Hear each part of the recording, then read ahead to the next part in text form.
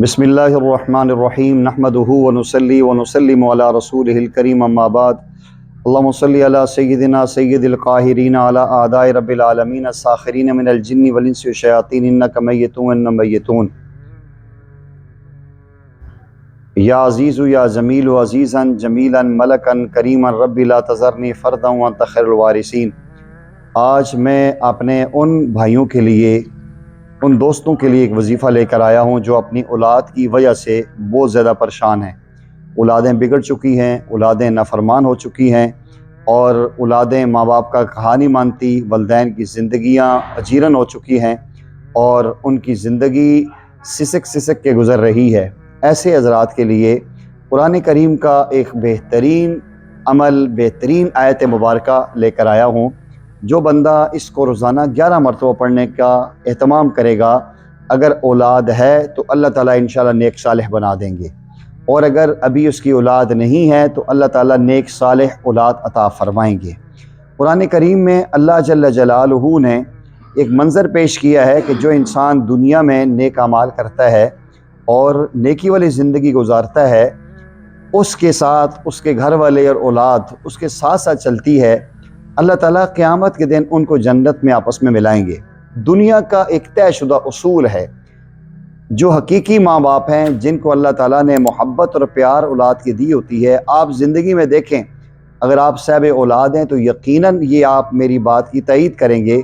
کہ جب بھی صاحب اولاد لوگ بازار میں جاتے ہیں، کچھ چیز لیتے ہیں، کسی کھانے کی دعوت پہ جاتے ہیں، کوئی پھل لیتے ہیں، کہتے ہیں چلو یہ تھوڑا سا اپنے بچوں کے لیے لے جاتا ہوں۔ اکثر مائیں جو ہوتی ہیں یا باپ جو ہوتا ہے، جہاں بھی ہوتا ہے، کہ اپنے بچوں کے لیے ضرور کوئی نہ کوئی حصہ لے کر آتے ہیں، اور وہ چاہتے ہیں کہ بچے ہمارے ساتھ خوشی میں ہمارے ساتھ برابر کے شریک ہوں۔ تو عام طور پہ ایسا ہی ہوتا ہے، جن کی یہ کیفیت نہیں ہے، کہتے ہیں بچے جائیں بھاڑ میں جائیں، ایسا وہ والدین پھر صحیح نہیں ہے، انہیں اولاد کی وہ اہمیت کا اندازہ نہیں ہے۔ عام طور پہ ایسا ہی ہوتا ہے کہ ماں جب بھی اس کو کوئی چیز ملے وہ کہتی ہے میں اپنے بچوں کے لیے لے لوں۔ باپ بازار میں جاتا ہے، ساری زندگی محنت کیوں کرتا ہے، سارا دن چلچلاتی دھوپ میں کیوں جلوستا ہے؟ ماں سارا دن رات گھر کے اندر ایک نوکرانی بن کے کام کیوں کرتی ہے اپنی اولاد کے لیے کہ میری اولاد کو سکون مل جائے؟ ماں باپ تڑپتے ہیں، ماں باپ کی آنکھوں میں جو ایک ہلکے پڑے ہوتے ہیں، ان کی جو کمریں جھک چکی ہوتی ہیں، باپ دن رات جو ہے کہ وہ مشقت کی چکی میں پس رہا ہوتا ہے اپنی اس اولاد کے لیے۔ اس لیے جو بندہ بھی یہ چاہتا ہے کہ اس کی اولاد فرما بردار ہو اور اس کے ساتھ آخرت میں بھی رہے، وہ سورہ طور پارہ نمبر 27 کا یہ خاص عمل ہے، یہ آیت مبارکہ ہے، 11 مرتبہ روزانہ اس کو پڑھنے کا اہتمام کریں، جس میں اللہ تعالیٰ فرماتے ہیں وَالَّذِينَ آمَنُوا وَاتَّبَعَتْهُمْ ذُرِّيَّتُهُمْ بِإِيمَانٍ أَلْحَقْنَا بِهِمْ ذُرِّيَّتَهُمْ وَمَا أَلَتْنَاهُم مِّنْ عَمَلٍ مِّن شَيْءٍ۔ فرمایا کہ وہ لوگ جو ایمان لائے اور جن کی اولاد نے ان کی پیروی کی گھر والوں نے، الحقنا بہم ذریتہم، اللہ تعالیٰ ان کو ان کی اولاد کے ساتھ جنت میں ملائیں گے۔ جس طرح یہاں دنیا میں ماں باپ چاہتے ہیں کہ اولاد مجھے ملے،